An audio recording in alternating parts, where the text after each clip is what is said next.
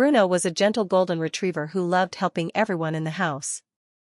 One cold evening, he noticed a tiny abandoned kitten shivering near the back door. Bruno didn't bark or chase it away.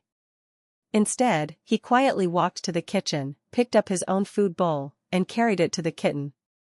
The kitten hesitated, scared and hungry. Bruno slowly pushed the bowl closer with his nose and wagged his tail softly, telling the little one it was safe. The kitten took a small bite, then another. Bruno sat beside it, guarding it like family. From that day on, Bruno fed the kitten every evening before eating his own meal. The family watched in surprise and love, a dog who didn't just share food, but shared kindness. Sometimes, a small act of care can create a whole new friendship.